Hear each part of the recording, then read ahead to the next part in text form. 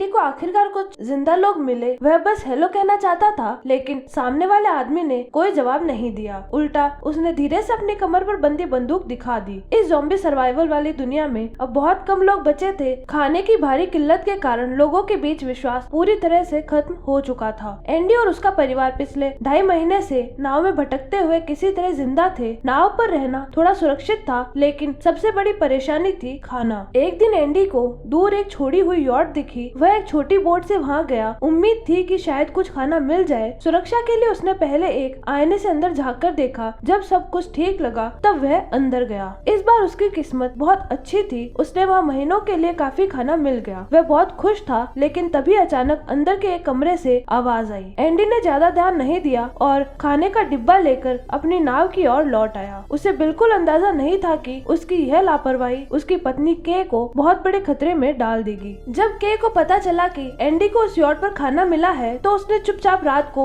Andy के सोते वक्त यॉट पर जाने की ठानी, बस एक रेजर ढूंढने के लिए। लेकिन वहाँ एक बार फिर अजीब सी आवाजें सुनाई दी। उसे कुछ गलत लगा और वह बाहर निकलने लगी, पर तब तक बहुत देर हो चुकी थी। कुछ समय बाद एंडी की नींद रोती हुई रोजी की आवाज से खुली। उसने रोजी को गोद में उठाया और के को ढूंढने निकला। तभी उसे फर्श पर खून दिखा। उसका दिल बैठ गया। एंडी ने बाथरूम का दरवाजा खोला। वहाँ के अपने जख्म पर पट्टी बांध रही थी। एंडी हैरान और परेशान था, लेकिन फिर के ने अपनी कलाई पर एक टाइमर बांध लिया। तभी एंडी को सब समझ में आ गया। के को ज़ॉम्बी ने काट लिया था। अब उनके पास सिर्फ 48 आवर्स थे, उससे पहले के ज़ॉम्बी बन जाती। एंडी ने घबराए बिना तुरंत सामान पैक करना शुरू किया। सरकार की दी हुई एक नक्शे में बताया गया था कि जमीन पर एक रेस्क्यू स्टेशन है, शायद वहाँ कोई इलाज हो। वे बिना समय गंवाए वहाँ निकल पड़े, लेकिन जमीन नाव से कहीं ज्यादा खतरनाक थी। हर पल सतर्क रहना पड़ रहा था। किस्मत से उन्हें जल्द ही एक कार मिल गई। जब एंडी उसमें पेट्रोल भर रहा था, तभी के को एक ज़ॉम्बी आते हुए दिखा। वे चिल्लाकर एंडी को चेतावनी देना चाहती थी, लेकिन डर था कि आवाज से ज़ॉम्बी और भी आकर्षित हो जाएंगे, इसलिए उसने कार की इंडिकेटर लाइट जला दी। एंडी समझ गया। वह तुरंत भागकर आया और ज़ॉम्बी से पहले कार स्टार्ट करके निकल गया। कुछ दूरी जाने के बाद के ने देखा कि उसका जख्म ज़ॉम्बी के लिक्विड से ढक चुका था। अब यह पक्का था वे जल्दी ही बदलने वाली है। अपनी फैमिली की सुरक्षा के लिए के कार छोड़कर चली जाना चाहती थी। वह बहुत भावुक थी। एंडी को मजबूरी में कार रोकनी पड़ी। वह दौड़कर उसके पीछे गया और उसे रोकने की कोशिश करने लगा। के जानती थी कि वह क्या बन जाएगी और उसे यकीन था कि कोई इलाज नहीं है, लेकिन एंडी मानने को तैयार नहीं था। उसने जबरदस्ती के को कार में वापस बिठाया और यह तय करने के लिए कि वह फिर से बाहर न निकल जाए। वे फिर से अपने मंजिल की तरफ निकल पड़े, लेकिन कुछ ही देर में फिर से एक मुसीबत आ गई। सड़क पर अचानक एक ज़ॉम्बी आ गया। एंडी ने गाड़ी बचाने के चक्कर में मोड़ दी और कार एक तरफ जा टकराई। एक तेज लकड़ी की टहनी के पेट में घुस गई और एंडी जोर की टक्कर से बेहोश हो गया। जब एंडी की आंख खुली, उसने कार के दरवाजे पर कुछ लिखा हुआ देखा और पाया कि के का चेहरा ज़ॉम्बी के लिक्विड से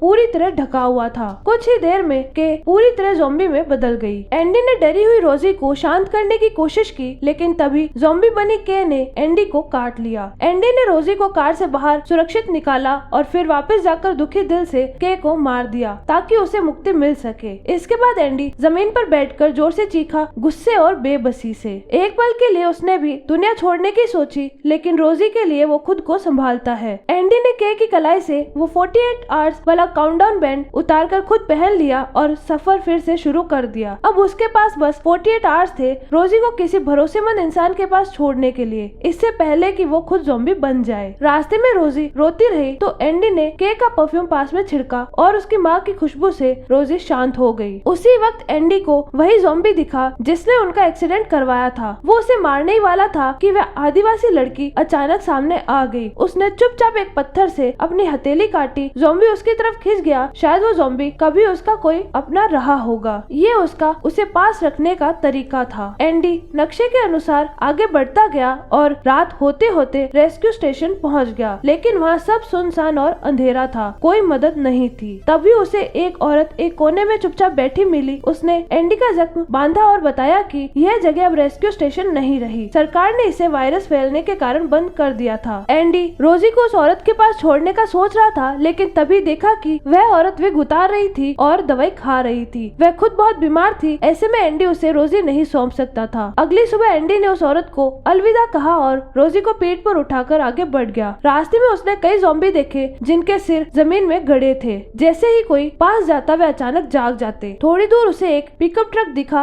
वह देखने गया कि वह चालू है या नहीं, लेकिन उसे नहीं पता था कि ट्रक का मालिक पास ही था। तभी एक ज़ॉम्बी उसका पीछा करने लगा और तभी एक आदमी विक जो पास के गड्ढे में फंसा था एंडी से मदद की गुहार लगाने लगा। लेकिन इतने में दूर से ज़ॉम्बियों का झुंड आता दिखा। एंडी ने जल्दी से विक की चाबी ली, ट्रक चालू किया और उसे गड्ढे से खींचकर बाहर निकाला। दोनों मिलकर वहाँ से निकल भागे। विक एंडी को एक गैस प्लांट ले गया जहाँ वह एक औरत लरेन के साथ रहता था। वो दोनों काफी करीब लग रहे थे। जैसे ही विक लौटा उसने लरेन को एक नेकलेस गिफ्ट किया, लेकिन जैसे ही विक पलटा लरेन ने वो नेकलेस गुस्से में फेंक दिया। एंडी ये सब देखकर हैरान था। फिर जैसे ही एंडी बैठा आराम करने, विक ने उसे फिर से बाहर चलने को कहा। मजबूरी में एंडी को रोजी को लरेन के पास छोड़ना पड़ा, लेकिन फिर उसे पता चला कि विक उसे गन शूटिंग की प्रैक्टिस कराने ले जा रहा है। कुछ ज़ॉम्बी एक पिंजरे के पास इकट्ठा थे, जैसे कोई चीज उन्हें खींच रही हो। एंडी ने शुरू में ध्यान नहीं दिया, लेकिन विक की मदद से उन्होंने जल्दी ही सभी ज़ॉम्बियों को मार गिराया। जब एंडी पास गया तो देखा कि पिंजरे में वही आदिवासी लड़की थूमी कैद थी जिससे वो पहले मिल चुका था। अब एंडी को समझ आ गया कि विक और लरेन जैसे लोग रोजी की देखभाल नहीं कर सकते, जो इंसानों की जिंदगी से खेलते हैं। उन पर भरोसा नहीं किया जा सकता। उधर जब लरेन रोजी की देखभाल कर रही थी तो उसने रोजी के कपड़ों पर ज़ॉम्बी का लिक्विड देखा। वह समझ गई, लेकिन कुछ नहीं बोली, बस चुपचाप कपड़े धोकर सुखा दिए। जब एंडी लौटा और ये देखा तो उसे एहसास हुआ कि लरेन को उसकी बीमारी के बारे में सब पता है, लेकिन फिर भी उसने साथ दिया। शायद लरेन इतनी बुरी नहीं थी, कम से कम विक से तो बेहतर थी। रात को एंडी ने आखिरकार फैसला लिया। अब उसका वक्त खत्म हो रहा था। उसने रोजी को गले लगाया, आखिरी बार अलविदा कहा और अकेले अंधेरे में निकल गया। उसके पास सरकार द्वारा दिया गया इंजेक्शन किट था जिससे वो अपनी जान खत्म कर सकता था। लेकिन ठीक तभी लरेन रोजी को गोद में लिए वहाँ पहुँच गई। उसे पता था एंडी क्या करने जा रहा है। एंडी ने रोजी की जिम्मेदारी लरेन को देने की बात की, लेकिन लरेन ने सच बता दिया कि वो और विक पति पत्नी नहीं थे। असल में विक ने उसके असली पति को मार दिया था। लरेन ने कहा, अगर तुम सच में रोजी को बचाना चाहते हो तो उसे यहाँ से तुरंत ले जाओ। अब एंडी को विक की असलियत समझ आ गई थी। वो मरने की सोच छोड़ देता है और याद करता है कि नदी किनारे उसे एक फैमिली मिली थी जिनके 2 बेटियां थी। शायद वही लोग रोजी को पाल सकते थे। एंडी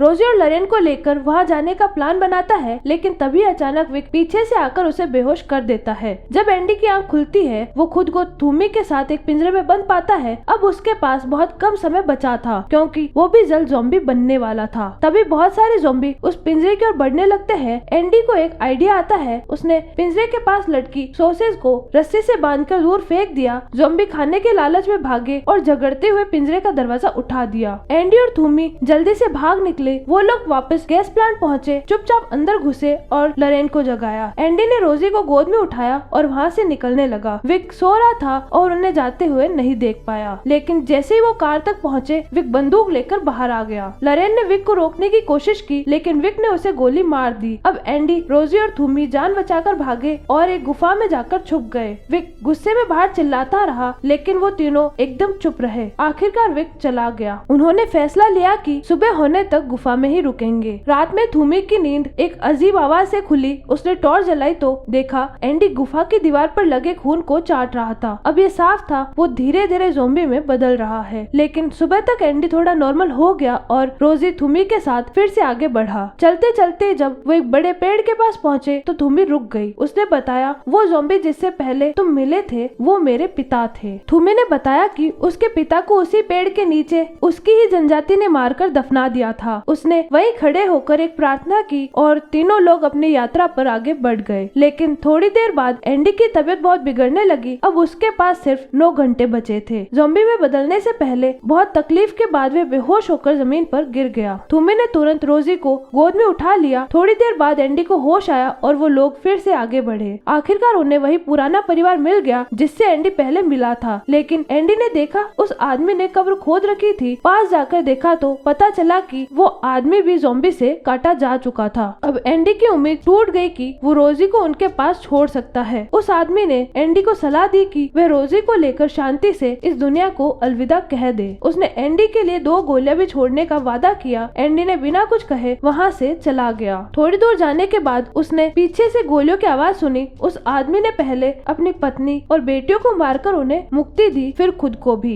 एंडी ने उसकी बंदूक उठाई और वहीं बैठ गया, हैरान और टूटा हुआ। क्या रोजी की कहानी भी ऐसे ही खत्म होनी थी? तभी रोजी की हल्की सी आवाज आवाज आई। एंडी ने बंदूक फेंक दी। थूमी ने रोजी को उसे सौंपा और कहा, मेरी जनजाति यहाँ से ज्यादा दूर नहीं है, तुम हमारे साथ चलोगे? थूमी की बात से एंडी को एक नई उम्मीद मिली। अगर वो थूमी को उसकी जनजाति तक सही सलामत पहुँचा सके तो शायद रोजी को भी वहाँ एक सुरक्षित घर मिल जाए। एंडी ने हाँ कह दी और तीनों लोग आगे बढ़ गए। रास्ते में एक अंधेरी गुफा आई। अंदर दीवार की तरफ मुंह किए कई ज़ॉम्बी खड़े थे। थूमी ने समझाया, ये सो रहे हैं, ये अंधेरे में रहते हैं जैसे पहले जो जमीन में दबे हुए थे। जब तक वे चुप रहेंगे हम सुरक्षित हैं। लेकिन जैसे ही वो लोग बाहर निकलने वाले थे उन्होंने देखा कि विक बाहर खड़ा है। विक को कुछ शक हुआ और वो धीरे धीरे उनकी ओर बढ़ने लगा। एंडी ने रोजी और थूमी को छुपाया और खुद विक का ध्यान भटकाने के लिए ट्रक के पीछे जाकर उसका नाम पुकारने लगा। फिर वो ज़ॉम्बियों के बीच जाकर छुप गया। विक ने एंडी को ढूंढने के लिए ज़ॉम्बियों पर अंधाधुंध गोलीबारी शुरू कर दी, लेकिन एंडी तैयार था। जैसे ही विक पास आया एंडी ने उस पर गोली चला दी, लेकिन गोली विक के किसी जरूरी हिस्से पर नहीं लगी। विक ने एंडी पर हमला कर दिया जिससे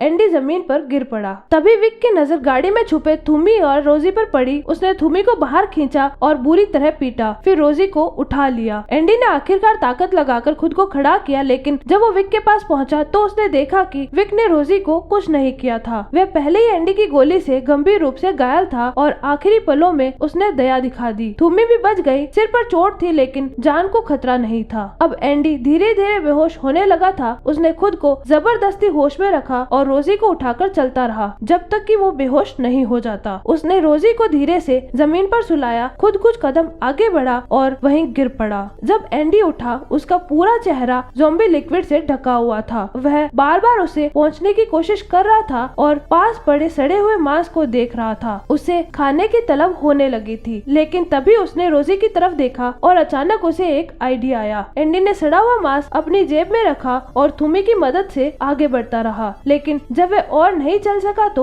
रुक गया। उसने मांस को एक लकड़ी से बांधा और थूमी से कहा कि अब उसे जाना होगा। उसने रोते हुए थूमी से रोजी का ख्याल रखने की विनती की। आखिरी बार रोजी को गले लगाकर एंडी ने उसे अपनी पीठ पर बांधा। खुद को रोजी से सुरक्षित रखने के लिए उसने अपने मुंह में एक माउथ गार्ड लगाया और हाथों को कसकर बांधा और फिर एंडी पूरी तरह ज़ॉम्बी में बदल गया था। लेकिन फिर भी वो रोजी को पीठ पर लिए चलता रहा। थोड़ी दूर पर थूमी की जनजाति के लोग ज़ॉम्बियों को साफ कर रहे थे। तभी उन्हें कोहरे के बीच एक बच्चे के रोने की आवाज सुनाई दी। पीछे मुड़कर जो देखा वो किसी चमत्कार से कम नहीं था। एक ज़ॉम्बी जिसकी पीठ पर बच्ची थी आगे बंधे सड़े मांस की ओर बढ़ता चला आ रहा था। एक पिता ने अपना आखिरी फर्ज निभा दिया था। थूमी ने एंडी के सामने उसकी पत्नी का परफ्यूम स्प्रे किया और कहा, रोजी अब सुरक्षित है, अपने नए घर में पहुंच चुकी है। जनजाति के लोगों ने भावुक होकर एंडी को हमेशा के लिए शांति दे दी। रोजी को वहाँ बहुत प्यार और अपनापन मिला। सभी लोग उसे दिल से चाहने लगे। कुछ समय बाद एक जनजाति सदस्य ने रोजी के पेट पर कुछ लिखा हुआ देखा, सिर्फ एक शब्द, थैंक यू। ये था एंडी का अपनी बेटी के लिए आखिरी प्यार और उन लोगों के लिए दिल से आभार जो अब रोजी की देखभाल करेंगे।